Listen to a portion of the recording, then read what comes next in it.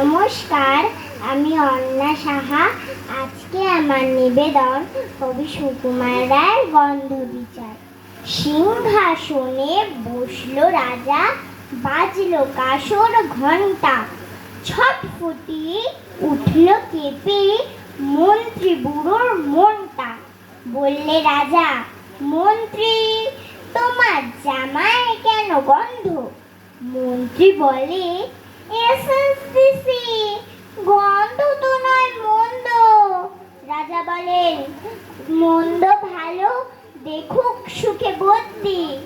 বদ্যি বলে, আমার নাকি বেজায় হলো সর্দি। রাজা হাঁকেন, বোলাও তবে রামনারায়ণ পাত্র। পাত্র বলে, নস্যি নিলাম এক্ষুনি এই মাত্র। নস্যি দিয়ে বন্ধ যে না, গন্ধ কোথায় ঢুকবে? রাজা বলেন, কোটাল তবে এগিয়ে এসো শুকবে। কোটাল বলে, পান খেয়েছি মশলা তাহে কর্পূর। গন্ধে তারি মুন্ডু আমার একেবারে ভরপুর। রাজা বলেন, আসুক তবে শের পালোয়ান ভীম সিং। ভীম বলে, আজ করছে আমার সমস্ত গা ঝিমঝিম। রাত্রে আমার বুখার হলো, বলছি হুজুর ঠিক বাত।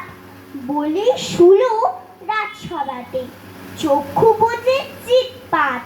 রাজার শালা চন্দ্রকেতু, তারেই ধরে শেষ তাপ। বলল রাজা, তুমি না হয় করো না ভাই চেষ্টা। চন্দ্র বলেন, মারতে চাও তো ডাকাও না কো জল্লাদ। গন্ধ সুখে মরতে হবে, এ আবার কি আহ্লাদ। ছিল হাজির বৃদ্ধ নাজির, বয়স ৯৩। ভাবল মনে, ভয় কেন আর, একদিন তো মরবই। সাহস করে বললে বুড়ো, মিথ্যে সবাই বকছিস। শুকতে পারি হুকুম পেলে এবং পেলে বকশিস। রাজা বলেন, ১০০০ টাকা ইনাম পাবে সদ্য। তাই না শুনে উৎসাহেতে উঠল বুড়ো মদ্য। জামার পরে নাক থেকে শুকলো কত গন্ধ।